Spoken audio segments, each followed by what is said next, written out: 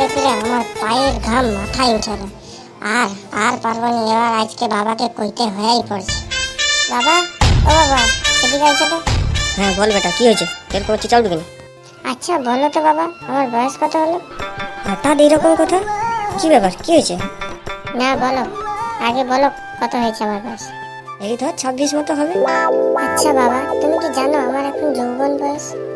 আচ্ছা জানাতিনি তো। শোনো না বাবা, আমাকে না এবার বিয়ে দিয়ে দাও, নাহলে আমি নষ্ট হয়ে যাব। তুমি কি চাও তোমার ছেলে নষ্ট হয়ে যাক? আচ্ছা, তোর তো বিয়ে হওয়ার প্রচুর শখ।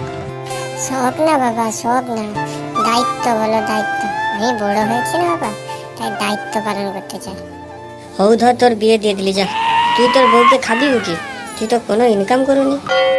এ আবার কি বলো বাবা, আমি যা খাই সেও তাই খাবে? আমি লোকের মুখে শুনলি তুই নাকি সারাদিন বিড়ি খাও আর পড়ে রো।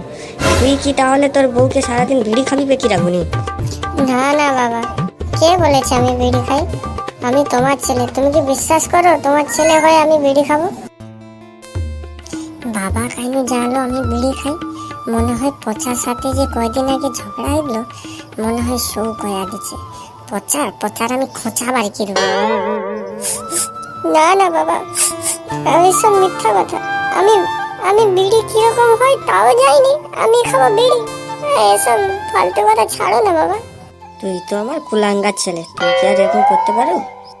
তুমি ভাবো তো বাবা, তোমার বৌমা হলে তোমার কত সুবিধা হবে। সুবিধা? কি সুবিধা হবে শুনি? ধরো তোমার মাথাটা ব্যথা করছে, ধরো টিপে দিল।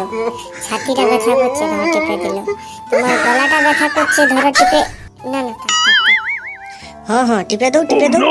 এরকম বৌমা, এ ভগবান, আমি আর এই পৃথিবীতে রইব না। লাস্ট পর্যন্ত এইভাবে মরতে হবে আমায়? বৌমার হাতে শ্বশুরের মৃত্যু? ভগবান, এইসব দেখার আগে কেনি আমি অন্ধ হয়নি গো। ভগবান তিয়ালো, তাড়াতাড়ি তিয়ালো।